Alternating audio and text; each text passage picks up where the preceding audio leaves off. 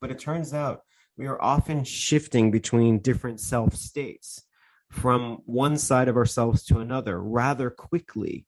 And you can notice it in conversation with someone as you're talking to them, where their mood might shift like the weather from one moment as you're going from one topic to another or one aspect to another.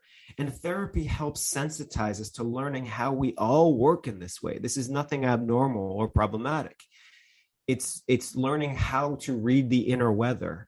And the more that we can learn how the inner weather works and how it changes, the more we can work with it.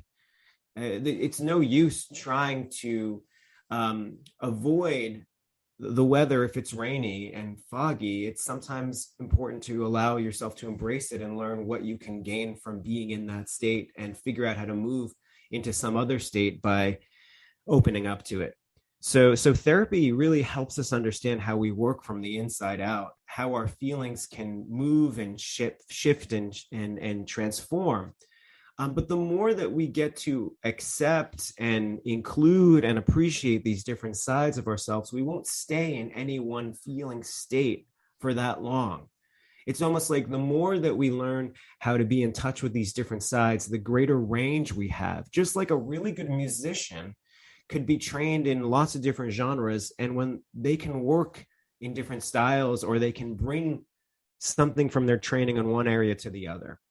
And therapy allows us to become more aware and sensitive to the music of our lives, the sort of inner soundtrack of our lives. And it also helps us to tell and write and revise our stories as we go.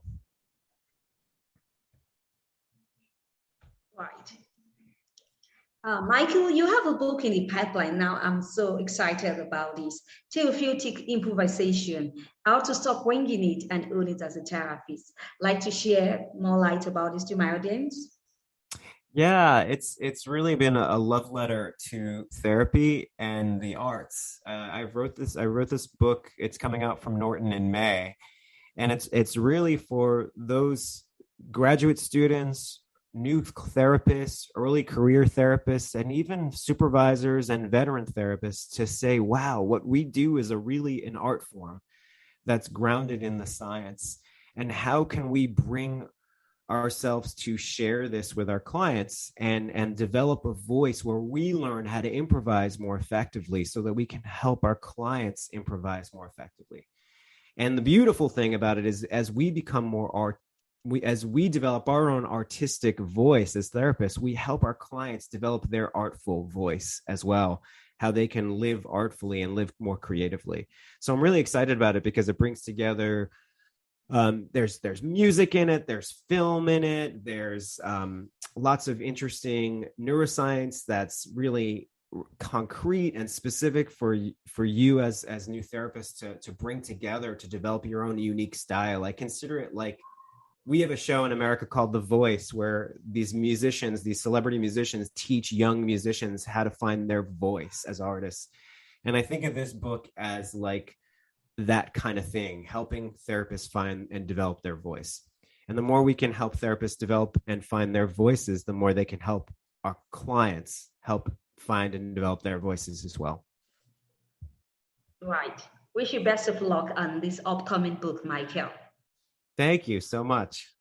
All right. Michael, do you have any other projects in the pipeline you'd like to share with my audience? Well, if you want to learn more about the book, you can find it out there on Amazon and other places, Barnes & Noble and others. Another place that you can find some really cool stuff that I've been writing is at my Psychology Today blog, which is called Live Life Creatively. And it goes through all sorts of things on all the topics we've touched on: anxiety, depression, introversion, pop culture, therapy, all of it. And then, of course, on my website, michealalcee.com. Right. Any parting words you'd like to share? I think life is so much better when we think of it as making art, as making music, making new stories. And the more that we could kind of face all the things that are coming, all the changes as possibilities, that makes us live life creatively, and that will make us happier, healthier, and more fulfilled. Right. Truly inspiring. Thank you for that inspiration. You like to share your website and your social media connections? Sure. My website is michealalcee.com, and I also have a TEDx talk that you can find out there about introverts if you're interested. Sure. Thank you once again, Micheal Alcée. What did you say? This has been a pleasure. It's been fun talking from all this way. All right. It's a pleasure having you on the show once again, Micheal Alcée. It's really been a worthwhile time having you share your professional expertise, especially on the mental health, right? Now, this is very important for such time as this. I can only wish you the best of luck in all your projects and your endeavors. Thank you so much, and to you as well. All right. Thank you for audience for joining me on this today's show. If you want to catch up with any missed episodes of Live by Omobola Stephen, go online and search for Live by Omobola Stephen on any podcast distribution platforms, perhaps on any cross promotion platforms to bump into and do have an amazing time. Or you like to be a guest on Live you can mail me at omobolasteven.o@outlook.com. I'll be looking forward to your mail. I need you to stay safe with all my love. I talk to you soon. Ladies and gentlemen, you are listening to Life Well Lived by Omobola Stephen. It's an engaging and enlightening talk show on life, relationships, and the business of life. Grab a cup of juice and just chill. Life Well Lived by Omobola Stephen. Live life. Live fully.